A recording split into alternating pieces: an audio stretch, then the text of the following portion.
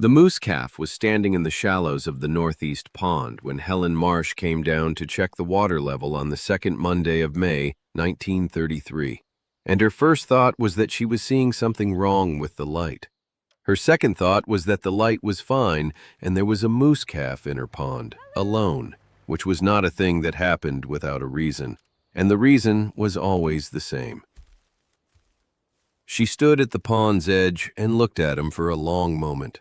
He was perhaps 3 days old, legs too long for his body in the way of all young ungulates, coat dark and wet from the shallows, the oversized head with its already beginning pendulous lip turned toward her with the wide, dark, still deciding eyes of an animal that has not yet learned what to be afraid of.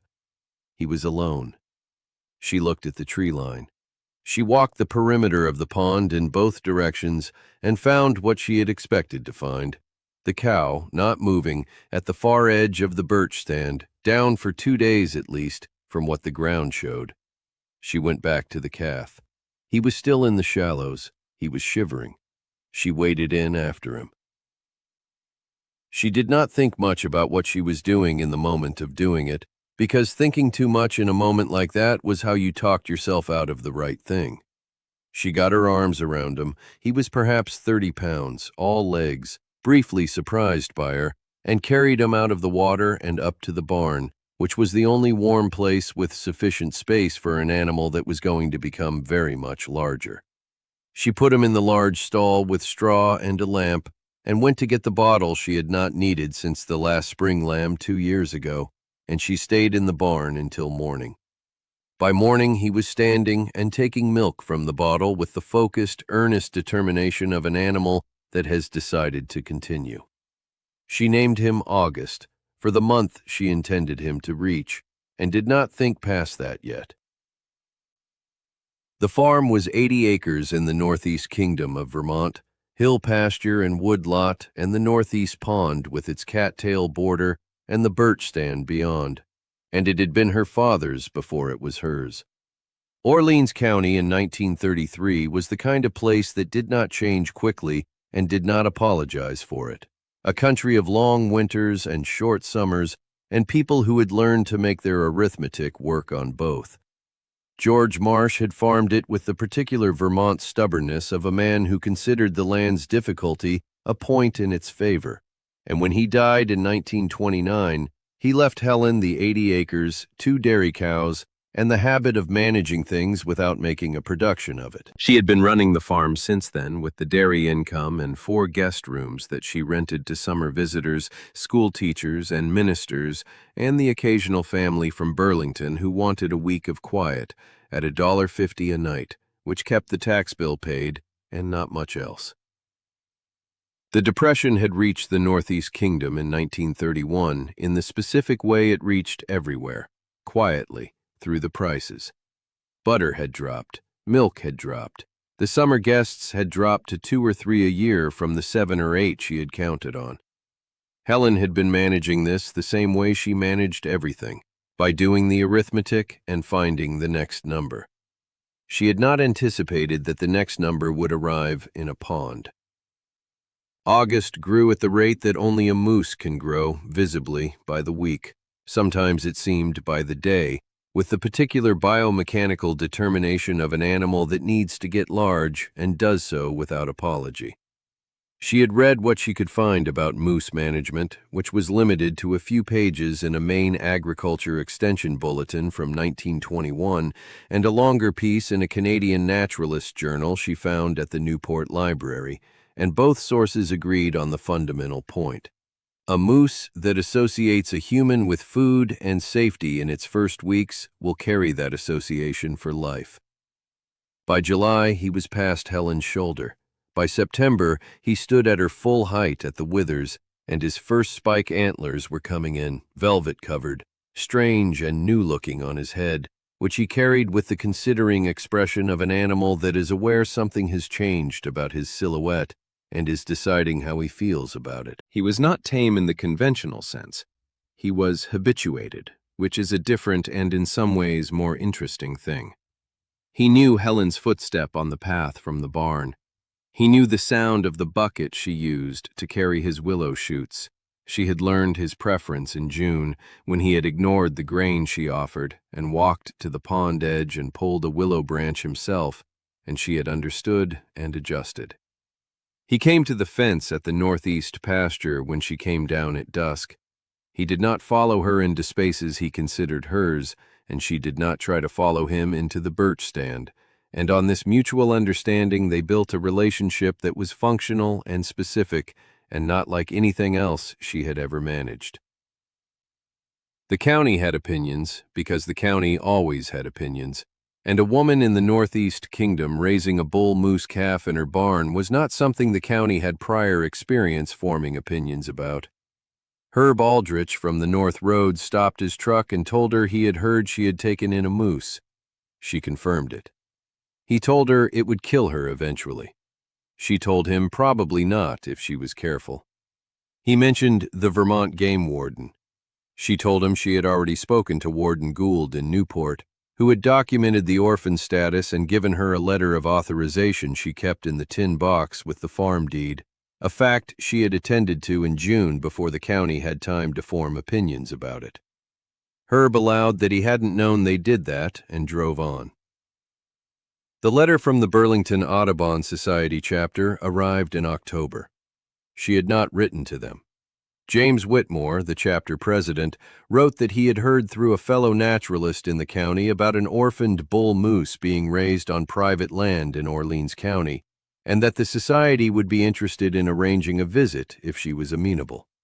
He mentioned that his chapter included several wildlife photographers of serious interest, that they compensated landowners for access, and that the going rate for a day's access to documented wildlife on private land in the Northeast Kingdom was $4 to $5 per person. Helen read the letter twice. She did the arithmetic. She wrote back to Whitmore that she was amenable and that her rate was $5 a day, room and board included, minimum 2-night stay. She had 4 guest rooms. She could accommodate 8 visitors. Whitmore wrote back within the week. He had 4 members who wanted to come in November to see the bull in his fall condition.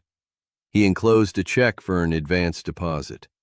She had not had a guest in 4 months. She looked at the check and thought about the northeast pond at dusk and August at the fence with his velvet gone and his first rack hardened and his dark coat thick for winter, and thought that what she had was not a problem she had solved, but a thing she had found.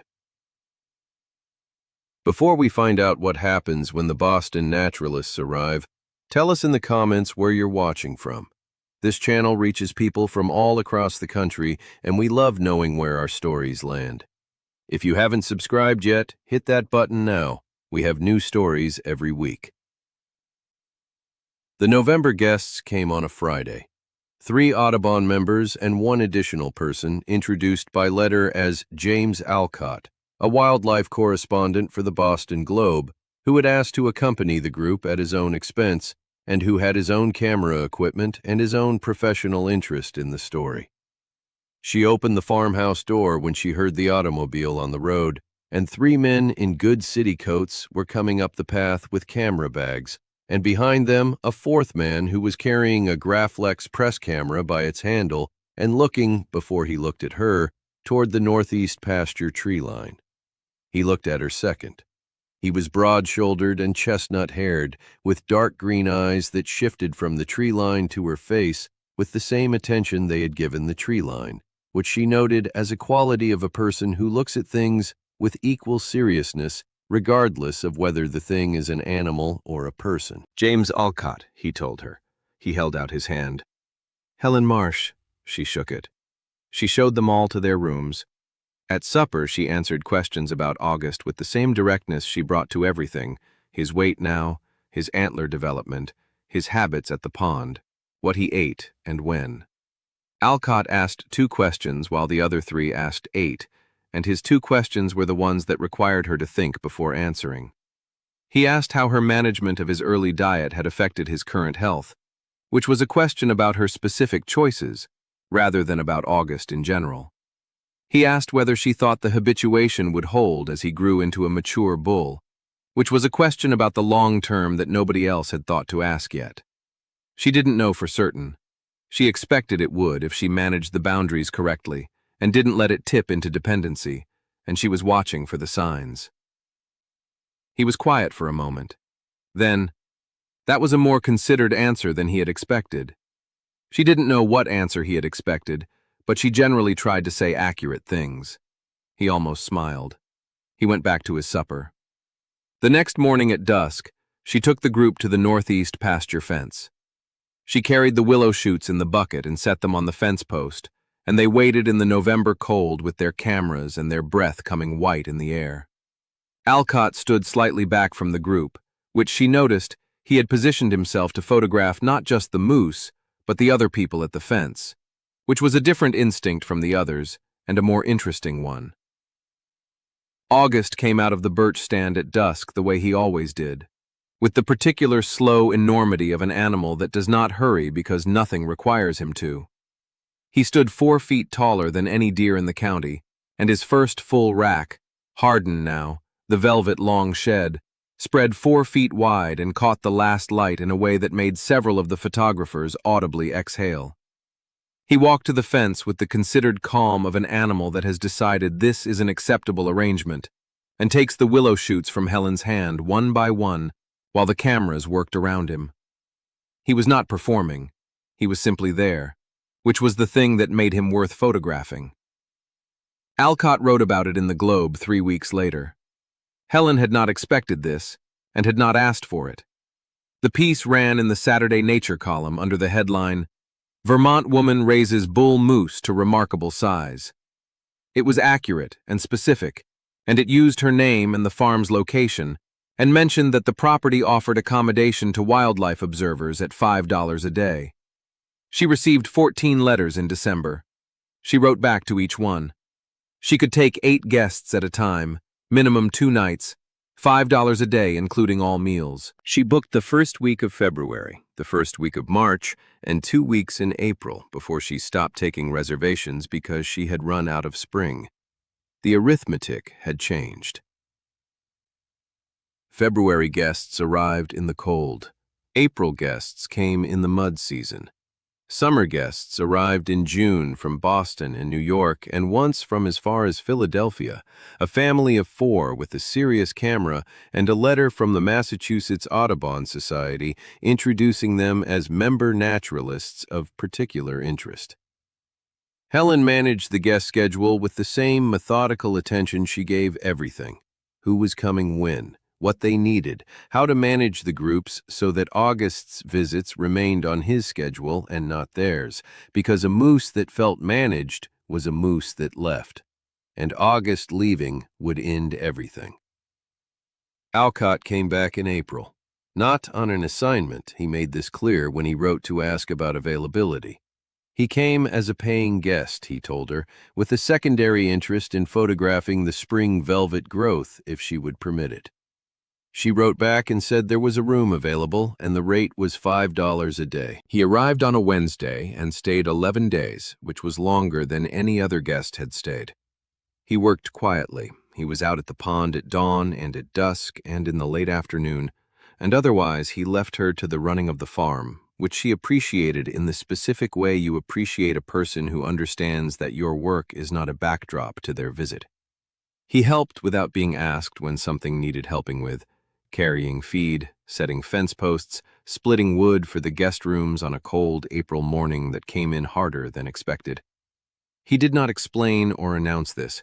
He simply did it and went back to whatever he was doing. He asked her once, over supper on his 6th evening, why she had kept August when the simpler thing would have been to call the warden and let the state handle it. She hadn't thought about the simpler thing in the moment. The calf was cold and alone, and she had warm hands and a barn. Alcott was quiet for a moment. Then, that was a complete answer. Most complete answers were simple ones that people complicated by thinking past them. He looked at her across the supper table with the same attention he gave everything. She was right about that. She thought about what it meant that a man who wrote for a living agreed with something she had said about the nature of good answers. She thought about it for several days. We're halfway through this story, and we want to know, Have you ever taken in an animal that everyone else thought was a lost cause? Tell us in the comments. We read every one. And if you haven't subscribed yet, this is your reminder. New stories every week. He came back in July, and again in September, and in the fall he came with a formal assignment from the Globe, a longer piece on wildlife habituation on private land, for which Helen was the primary subject.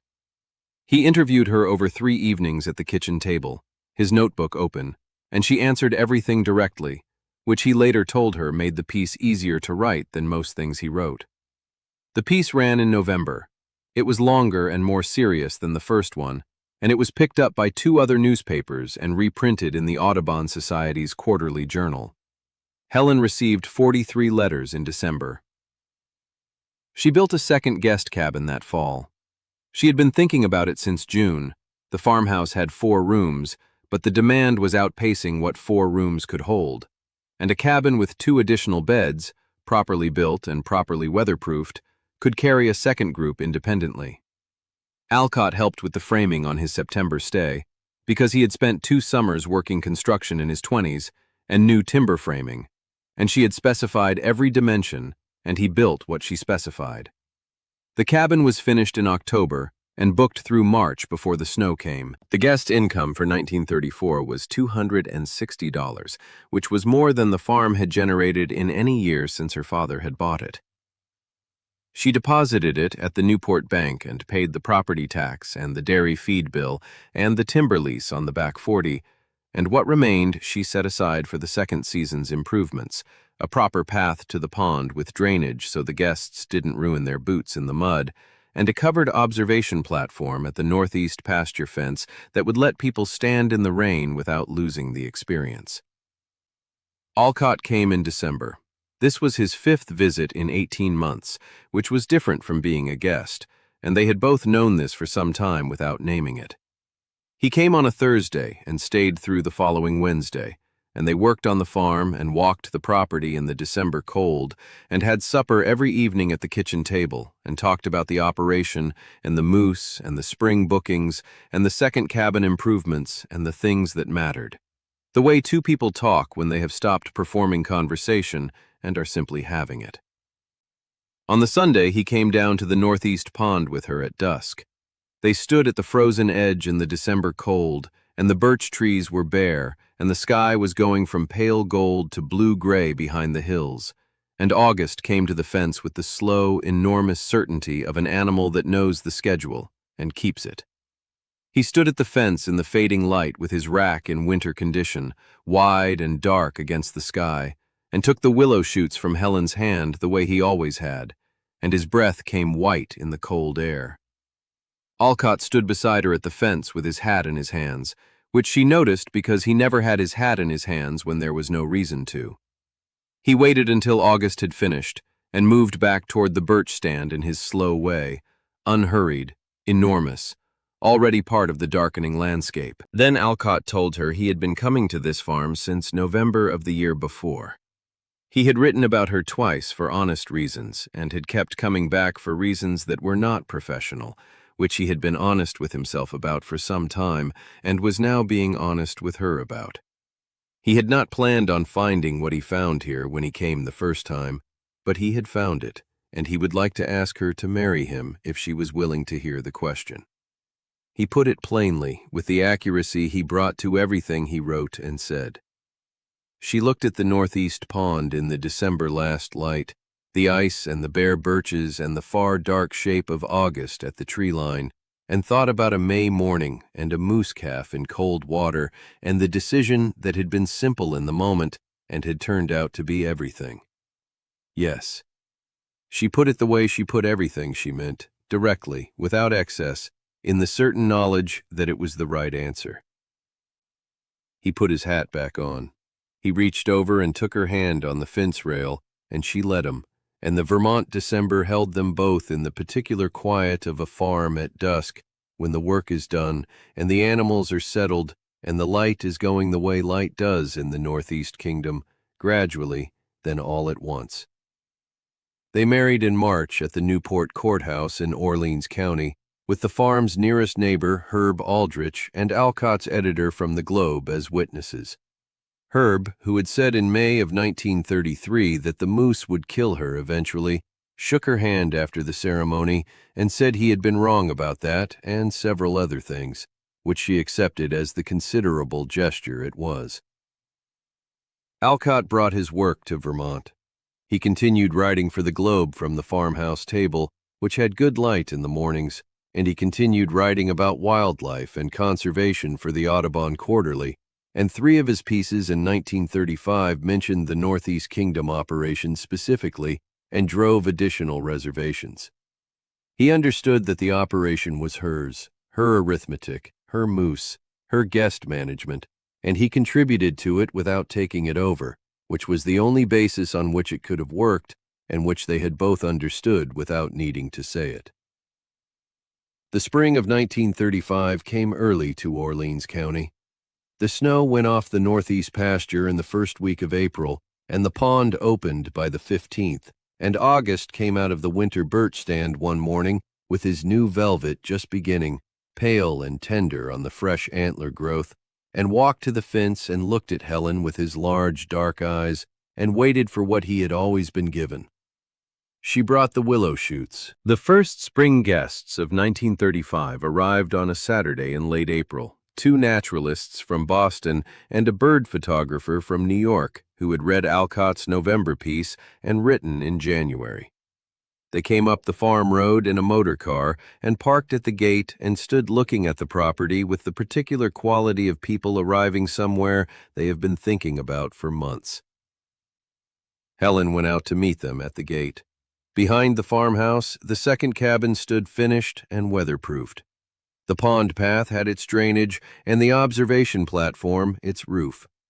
The farm accounts for 1934 were in the black for the first time since 1927. The northeast pasture fence held its line to the birch stand, where August moved among the trees in the April morning, enormous and calm and entirely himself. She opened the gate and let the guests in. This was what she had built from a cold May morning and a bottle of milk, and the decision that the next number was worth finding. Not by choosing the obvious thing, but by looking at what was actually in front of her and understanding what it was.